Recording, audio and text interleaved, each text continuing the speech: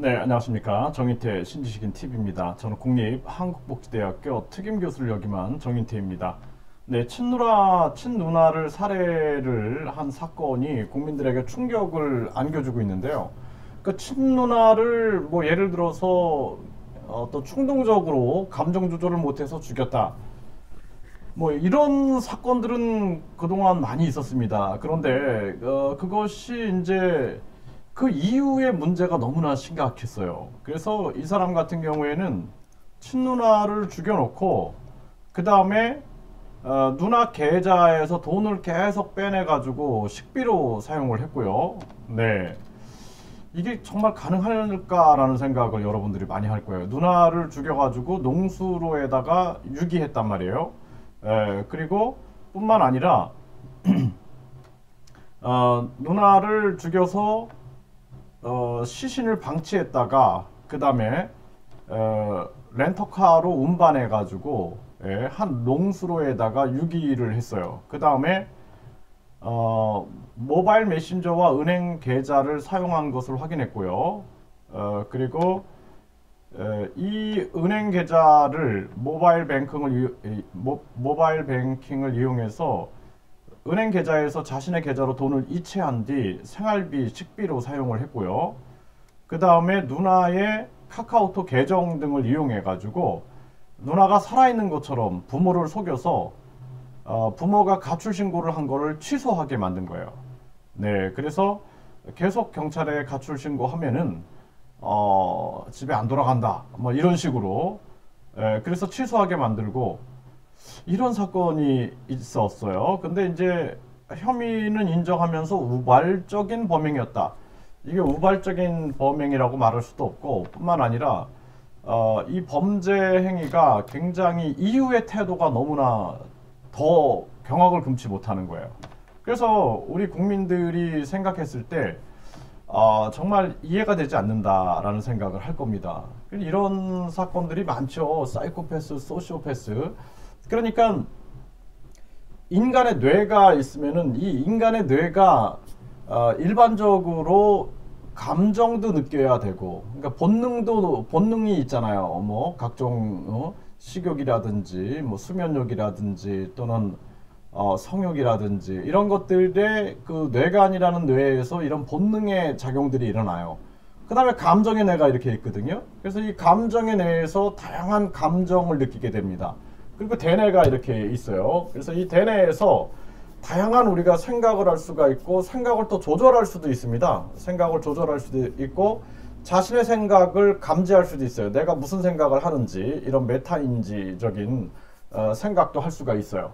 그러면 이 뇌가 이 뇌관이나 대뇌 변형계 대뇌, 그 다음에 대뇌 피질이 이 뇌가 상호작용을 잘 해야 돼요. 이렇게 뇌세포들이 깊숙이 상호작용을 해서, 예를 들어서 내가 어떤 길거리를 지나가다가 성욕을 느꼈어. 그러면은 이 깊숙이 있는 뇌관에서 그런 것이 작용이 났어도 대뇌를 통해서 이걸 다 자제할 수가 있죠. 절제할 수가 있단 말이에요. 그렇지 않으면은 위험한 거죠. 그러니까 길거리 지나가는 여인을 보고 쳐다보는 거, 이건 본능으로서 가능하다라는 거예요. 하지만 여기서 성추행을 한다든지 성폭행을 한다든지 이거는 대뇌에서 충분히 조절해가지고 할 수가 있는데, 이러한 부분들을 조절하지 못한다 그러면은 이제 각종 범죄가 일어날 수가 있게 되는 것입니다.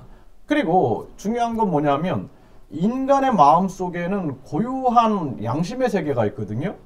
근데 이들은 양심의 내가 없다라고 그렇게 볼 수가 있는 거죠. 양심의 내가 없는 거예요. 그래서 일반 사람들이 봤을 때는 전혀 이해가 되지 않는 거예요. 이해할 수가 없어요. 네, 뭐 노원의 그 새 모자를 살해한 사건도 보면은 거기서 죽여놓고 자기가 또 거기서 맥주를 마시고 막 그러거든요. 근데 뭐 죽일 이유도 없어요. 그냥 그 죽이고 시체에서 느끼고 있는 어떤 그 강렬한 자극감, 이런 것들을 즐기고 있는 거예요. 그래서 우리가 게임 같은 거 하면은 막 그 자극이 오거든요. 그 팝콘 브레인이라 그러는데, 뇌가 그냥 탁탁 어떤 자극에만 계속 반응하게 되는 거예요. 그 도박을 한다든지 또는 게임을 한다든지 이럴 때 보면은 그런 뇌작용들이 일어나는 거예요. 그러니까 다른 자극에 별로 자극을 받지 못하는 거죠. 예? 그래서 이러한 부분들이 우리가 도무지 이해하지 못하는 일들이 일어나는데 이거를 심리학적으로 우리가 이해하게 되면은 이해가 가능하다라는 거예요. 그러니까 뇌가 사이코패스 같은 경우에는 뇌가 어때요? 선천적으로 다른 형태인 거예요. 일반인들과 다른 형태인 거예요. 그렇게 사람을 죽이고 그 사람을 죽이는 것이 이것이 정말 얼마나 다른 사람, 그 가족들이 겪는 고통이나 이런 거를 느끼질 못하는 거죠. 그러면 예를 들어서 이 사건에서 이 누나는 얼마나 무서웠을까요? 동생한테 죽임을 당하는 순간 얼마나 무서웠을까요? 그리고 이 누나가 만약에 죽어서 영원히 그걸 지켜보고 있다고 생각해 보세요. 이 상황을 얼마나 끔찍할까요? 예? 죽인 것도 모자라 가지고 누나 계좌에서 돈 빼가고 엄마한테 자기 완벽 범죄를 저지르기 위해서 엄마한테 그 가출 신고를 못하게끔 취소하게끔 만들고 그리고 지금 그 엄마가 얼마나 고통스러울까요? 그 가족들이. 생각해 보세요 한번. 그 누나의 친구들과 그리고 저 범인의 그 주변 친구들이라든지 얼마나 끔찍할까요? 특히 저는 지금 저 어머니가 어떻게 사실 수 있을까 너무 걱정이 되는 거예요. 저 어머니가 너무 걱정이 돼요 저는. 그래서 정말 내 딸이 죽은 것도 억울한데 그게 내 아들이 그랬단 말이에요. 근데 그 아들이 계속 자기가 완벽 범죄를 저지르기 위해서 끊임없이 위장을 했거든요. 위장을. 그걸 생각하면 어떨까요? 내가 악마를 낳았나? 내가 뭘 잘못했지? 내가 무슨 죄가 있길래 이런 일을 겪지? 엄청난 괴로움에 빠질 거다. 그래서 정부는 저 어머니의 심리치료를 빨리 지원해야 됩니다. 네, 심리치료를 빨리 지원하고 상담을 빨리 지원해야 돼요.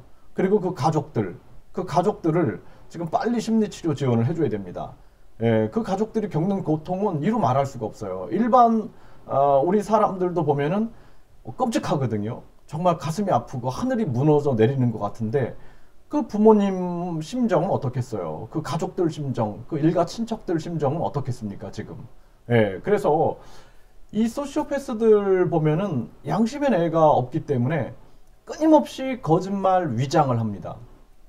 근데 이게 이제 중국이나 한국의 베트남 같은데 많은 이유가 차별적인 환경에서 많이 생긴다 그래요. 남존여비 같은 거 있잖아요. 그러니까 남존여비 또 장자우선 이 차별을 하니까 내가 어떤 인정받기 위해서 수단과 방법을 안 가리는 거예요.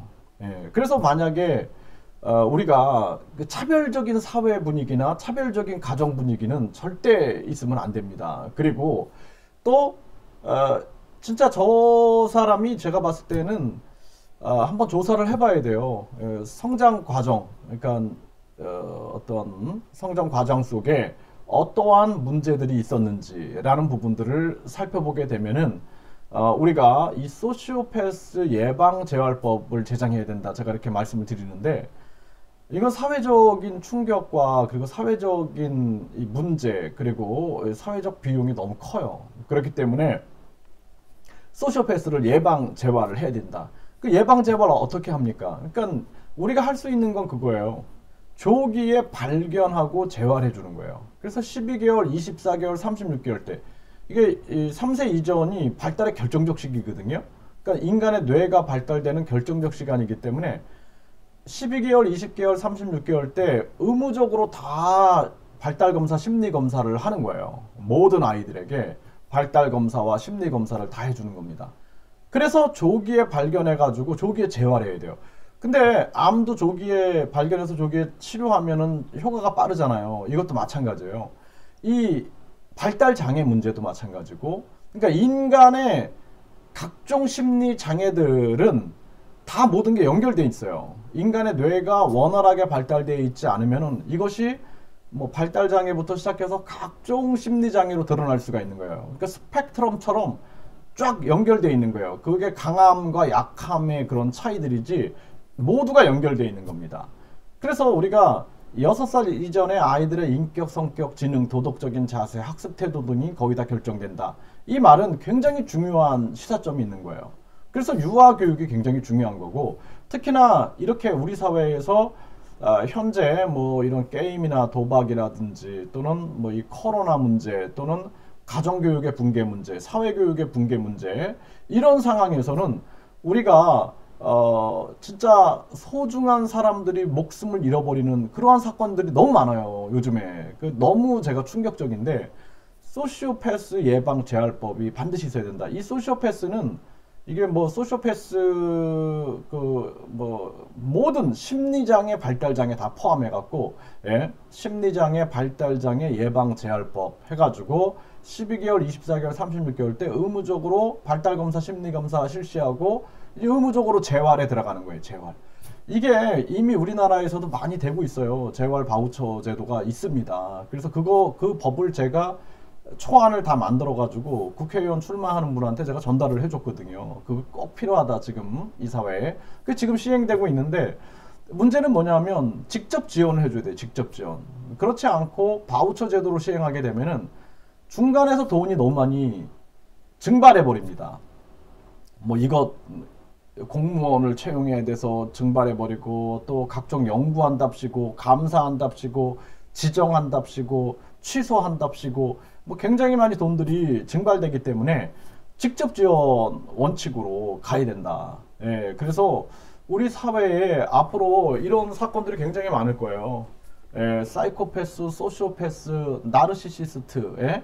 그래서 엄청난 일들이 벌어질 겁니다. 그리고 한국 사회가 굉장히 혼란에 빠지게 될 것이고, 뿐만 아니라 이것이 이런 소시오패스나 나르시시스트 또는 이런 사이코패스들이 정치권에 이 소시오패스가 100명당 4명꼴로 나타난다 그러는데, 이들이 정치권이나 법조계, 뭐 경제계, 뭐 의료계 이런 쪽으로 들어가 가지고 각종 상상을 초월하는 범죄들을 유발시킬 시에는 이게 4차 산업혁명과 맞물려 가지고 진짜 로봇과 결탁하게 되면은 인간이 나중에는 진짜 인간성을 로봇에 의해서 짓밟히는 그러한 세상으로 갈 수 있습니다.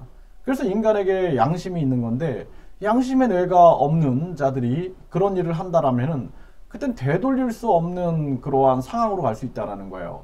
그렇기 때문에 이것을 반드시 진행을 해야 된다. 그렇게 말씀을 드리고 싶고, 자칫 잘못하면은 진짜 이걸 정치적으로 이용하는 소시오패스들이 있으면은 국민들이 고통에 빠지게 되고, 진짜 뭐 김일성이나 또는 히틀러라든지 캄보디아의 킬링, 사람들을 굉장히 많이 죽였던 그러한 폴포트라든지 이런 사람들처럼 엄청난 문제를 유발시킬 수 있어요. 네, 마오쩌둥 아시잖아요.